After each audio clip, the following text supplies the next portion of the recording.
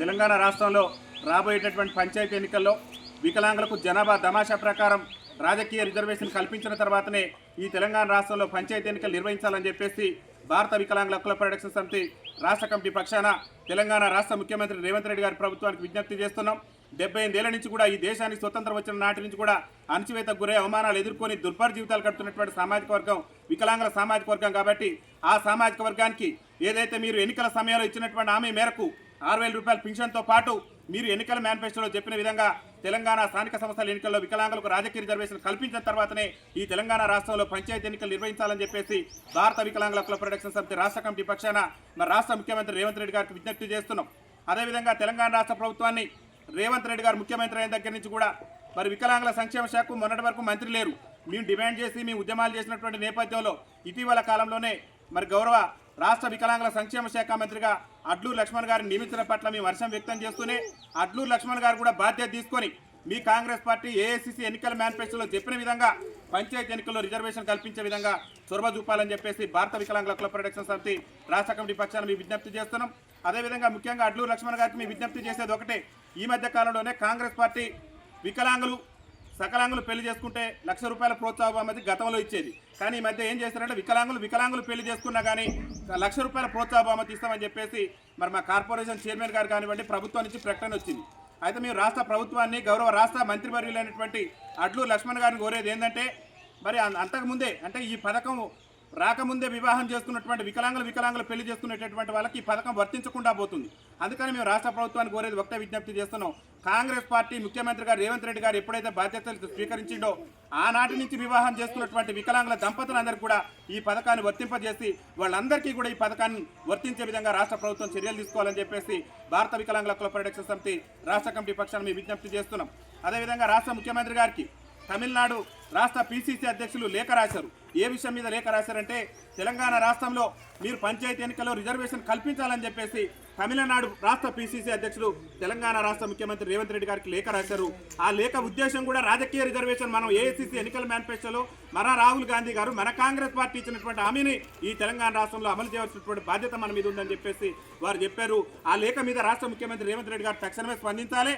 అక్కడ తమిళనాడు రాష్ట్ర పిసిసి అధ్యక్షుడు రాసిన లేఖను చూసైనా తెలంగాణ రాష్ట్ర పిసిసి అధ్యక్షుడు మరి మహేష్ కుమార్ గౌడ్ గారు కూడా నోరు తెరవాలి, ముఖ్యమంత్రి గారిని అడగాలి. ముఖ్యమంత్రి గారు ఆ తమిళనాడు రాష్ట్ర పిసిసి అధ్యక్షుడు ఈ వికలాంగులకు సంబంధించిన రిజర్వేషన్ అంశం మీద రాసిన లేఖ మీద మన ప్రభుత్వం మన పార్టీ స్పందించాలని చెప్పి మీరు కూడా ముఖ్యమంత్రి గారి మీద ఒత్తిడి తీసుకొచ్చి తెలంగాణ రాష్ట్రంలో పంచాయతీ ఎన్నికల వికలాంగులకు రిజర్వేషన్ కల్పించిన తర్వాతనే తెలంగాణ రాష్ట్రంలో గ్రామ పంచాయతీ ఎన్నికలు నిర్వహించాలని చెప్పి భారత వికలాంగుల హక్కుల పరిరక్షణ సమితి రాష్ట్ర కమిటీ పక్షాన్ని మేము విజ్ఞప్తి చేస్తున్నాం. తెలంగాణ రాష్ట్ర ముఖ్యమంత్రి రేవంత్ రెడ్డి గారు అడుగడుగున వికలాంగుల సమాజాన్ని అణచివేసే ప్రయత్నం చేసుకుంటూ వచ్చింది. ఇన్నాళ్ళు కూడా మొన్నటి వరకు మాకు మంత్రి కూడా దిక్కు లేకుండే మేము పోరాటాలు చేసి ఉద్యమాలు చేసి అటో ఇటో చేస్తే మా ఉద్యమాలకు తలకో తొండుకో మెడుకో మా శాఖకు మంత్రిగా అడ్లూరు లక్ష్మణ్ బలహీన వర్గాలకు సంబంధించినటువంటి మరి గొప్ప నాయకుడిని తీసుకొచ్చి మీరు పెట్టారు. కాబట్టి లక్ష్మణ్ గారికైనా రాష్ట్ర ముఖ్యమంత్రి రేవంత్ రెడ్డి గారికైనా మేము ఒకటే చెప్తున్నాం, ఎన్నికల సమయంలో మీరు చెప్పిన విధంగా తక్షణమే వికలాంగుల పెన్షన్ 6,000 పెంచాలి. రాష్ట్రంలో ఏదైతే మీ కాంగ్రెస్ పార్టీ ఎన్నికల మేనిఫెస్టోలో పెట్టారో రాష్ట్రంలో వికలాంగుల బ్యాక్లాగ్ ఉద్యోగాలు భర్తీ చేస్తామని చెప్పేసి ఆ బ్యాక్లాగ్ ఉద్యోగాలు అన్నిటి కూడా రాష్ట్రంలో భర్తీ చేయాలి. దాంతోపాటు ఆర్టీసీలో వికలాంగులకు ఉచిత రవాణా సౌకర్యం కల్పిస్తారని చెప్పి మీ కాంగ్రెస్ పార్టీ ఎన్నికల మేనిఫెస్టోలో పెట్టింది. ఇవాళ ఆర్టీసీలో మహిళలందరికీ ఉచిత రవాణా సౌకర్యం కల్పించిన ఈ రాష్ట్ర ముఖ్యమంత్రి రేవంత్ రెడ్డి గారు మరి వికలాంగులకు ఎన్టీ రామారావు గారు ముఖ్యమంత్రిగా ఉన్నప్పుడే ఆప్ ఛార్జీ ఉన్నది. మాకు ఎన్టీ రామారావు గారు పుణ్యం అని ఆప్ ఛార్జీ మాకు అప్పట్లోనే ఉన్నది. ఇవాళ మీరు ముఖ్యమంత్రి ఏళ్లు గడుస్తుంది, దాదాపు 7.5 పాలన పూర్తయింది. ఒక పక్క మీరు మహిళలకు ఉచిత ప్రయాణం కల్పిస్తున్నారు, కల్పించారు. మీరే కాంగ్రెస్ పార్టీ ఎన్నికల అసెంబ్లీ కాంగ్రెస్ పార్టీ అభయస్త్రం ఎన్నికల మేనిఫెస్టోలో పేర్కొంది. మేము అధికారంలోకి వస్తే ఆడవాళ్ళతోనే కాదు వికలాంగులు కూడా ఖచ్చితంగా 100% రైతులను ఫ్రీ ఇస్తామని. మరి నేటి వరకు మహిళలకు ఇచ్చి వికలాంగుల సమాజానికి ఇవ్వకుండా వికలాంగుల సమాజం పట్ల చులకన భావం చూడటాన్ని రాష్ట్ర ప్రభుత్వాన్ని మేము తీవ్రస్థాయిలో తప్పుపడుతున్నాం. తక్షణమే రాష్ట్ర ముఖ్యమంత్రి రాష్ట్ర రవాణా శాఖ మంత్రి పొన్నం ప్రభాకర్ గారు బాధ్యత తీసుకొని ఆర్టీసీలో 100% వికలాంగులకు ఉచిత రవాణా సౌకర్యం కల్పించాలి. అదేవిధంగా రాష్ట్రంలో చదువుకొని వికలాంగుల విద్యార్థులు అనేక మంది నేటి వరకు కూడా ఉద్యోగ ఉపాధి అవకాశాలు లేక తీవ్ర ఇబ్బందులు ఎదుర్కొంటారు. కాబట్టి వాళ్ళందరికీ కూడా వికలాంగుల బ్యాక్లాగ్ ఉద్యోగాలు భర్తీ చేసి ఉద్యోగ అవకాశాలు కల్పించాలని చెప్పేసి మా భారత వికలాంగుల హక్కుల ప్రొటెక్షన్ సమితి తెలంగాణ రాష్ట్ర కమిటీ పక్షాన్ని మేము విజ్ఞప్తి చేస్తున్నాం.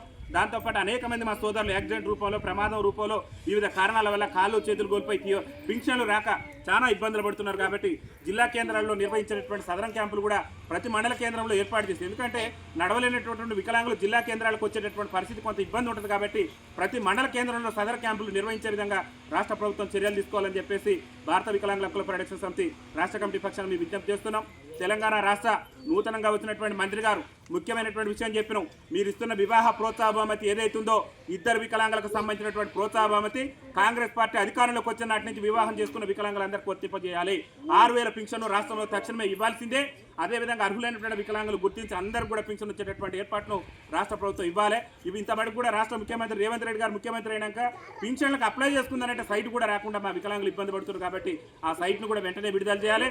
ముఖ్యంగా ఇద్దరు వికలాంగులు భార్యాభర్తలు అయితే వాళ్ళకి ఇంధనం మిల్లుడు ప్రభుత్వమే ఎన్ని లక్షల ఖర్చైనా ఎంత ఖర్చైనా సరే ఇద్దరు వికలాంగులు ఉన్నటువంటి ఎవరైతే వివాహం చేసుకున్నటువంటి దంపతులు ఉన్నారో వాళ్ళందరికీ ప్రభుత్వం ఉచితంగా ఇల్లు కట్టించడంతో పాటు 10 లక్షల వరకు వాళ్ళకు ఎలాంటి షరతులు లేకుండా, బ్యాంకు లీకేజ్ లేకుండా, సంబంధమే లేకుండా బ్యాంకు రుణాలు కూడా అందించి ఆ కుటుంబాలను ఆదుకోవాలని చెప్పేసి భారత వికలాంగుల హక్కుల ప్రొటెక్షన్ సమితి రాష్ట్ర కమిటీ పక్షాన్ని మేము విజ్ఞప్తి చేస్తున్నాం.